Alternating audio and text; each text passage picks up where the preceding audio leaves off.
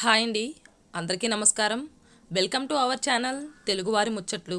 ఈరోజు మనం చెప్పుకునే కథ పేరు నిర్ణయం. రచయిత గుండాన జోగారావు గారు.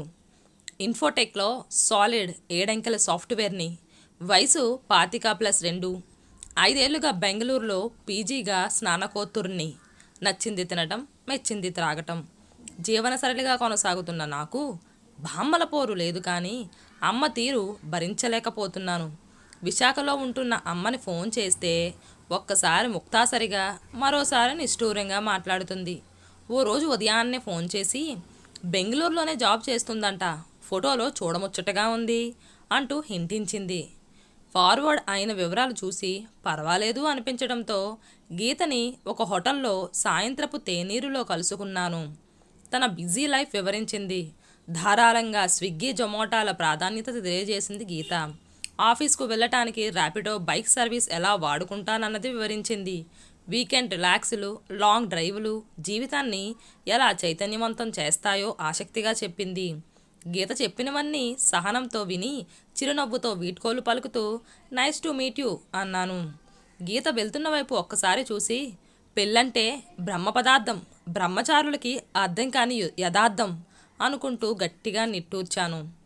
ఉదయం నిద్ర లేవటం ఆలస్యమైంది. యథావిధిగా ఫోన్లో సందేశం. శుభోదయం బావా. సునీత, మేనత్త కూతురు, డిగ్రీ పూర్తి చేసి గ్రూప్స్కి ప్రిపేర్ అవుతుంది. మావయ్య బిజినెస్ చేస్తూ ఆర్థికంగా దెబ్బతిన్నారు. సహాయం చేసే స్తోమత ఉన్నా నాన్న స్పందించలేదు. ఆ కుటుంబాన్ని దూరంగా ఉంచారు. ఏం సాధించారు? ఓ రోడ్డు ప్రమాదంలో మాకు దూరం అయ్యారు. ఇప్పుడు నేను అమ్మ మాత్రమే. వెన్ను తట్టి నాలో ధైర్యాన్ని నింపింది నాన్నలాంటి అమ్మ మాత్రమే.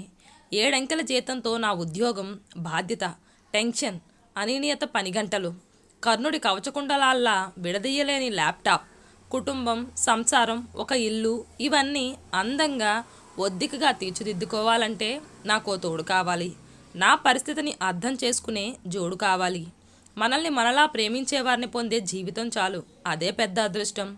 సునీత నా ఆశలకు అనుగుణంగా స్పందిస్తున్న నమ్మకం నాకుంది. 7 అంకెల జీతగాన్ని అయినా నాతో 7 అడుగులు వేసి దైహికంగా, వైవాహికంగా మమేకమయ్యే లక్షణాలు సునీతలో పుష్కలంగా ఉన్నాయని ఆమె ప్రతిరోజు పెట్టే సందేశాలు చెప్పకనే చెబుతున్నాయి. ఇన్నాళ్ళు గంభీరంగా మౌనాన్ని వహించాను. ఇప్పుడు తప్పక స్పందించాలి. ముందుగా అమ్మ చెవిలో నా అభిమతాన్ని మలయమారుతంలా చెయ్యాలి. వీడియో కాల్ చేస్తున్నాను అమ్మ కళ్ళల్లో వెలుగుని దర్శించడానికి.